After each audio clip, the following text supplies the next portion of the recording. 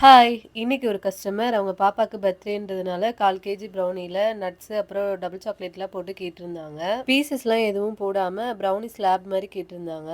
நானும் அவங்க கேட்ட மாதிரி டபுள் சாக்லேட்லாம் நெறைய போட்டு நட்ஸ் போட்டு ரெடி பண்ணிட்டேன். இந்த மாதிரி உங்களுக்கும் பர்த்டேக்கு ப்ரௌனி ஸ்லாப் வேணும்னா 2 டேஸ்க்கு முன்னாடியே வந்து ஆர்டர் கன்ஃபார்ம் பண்ணிக்கோங்க. சென்னையில இருக்கவங்களுக்கு 1 ஆர் 2 டேஸ்ல கன்ஃபார்ம் போயிடும். அதர் டிஸ்ட்ரிக்ட்ல இருக்கவங்களுக்கு 48 ஹவர்ஸ்ல போயிடும். நான் இந்த ப்ரௌனிய ரெடி பண்ணி அன்னைக்கு நைட்டே ஒரு ஆர்டர் வந்தது. ஃபர்ஸ்ட் ப்ரௌனி வேணும் அப்படின்ற மாதிரி சொல்லியிருந்தாங்க. நானும் பேமெண்ட்லாம் சொல்லிட்டேன். அவங்களும் போட்டு முடிச்சாங்க. அதுக்கப்புறம் மறுபடியும் கால் பண்ணி எனக்கு நாளைக்கே வேணும். நாளைக்கு தான் என்னோட பர்த்டே அப்படின்ற மாரி சொல்லியிருந்தாங்க. அவங்க கால் பண்ணி சொன்னதும் பார்த்தீங்கன்னா, நைட்டு 8:00 மேல 7:00 கூட கொரியர் ஆஃபீஸும் க்ளோஸ் பண்ணிடுவாங்க.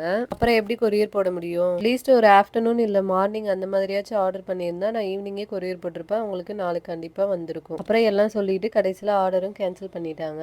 அவங்க மணியும் ரீஃபண்ட் பண்ணியாச்சு. இத எதுக்காக சொன்னேன்னா, உங்களுக்கும் ஆர்டர் பண்ணணும்னா 2 டேஸ்க்கு முன்னாடியே கன்ஃபார்ம் பண்ணிக்கோங்க.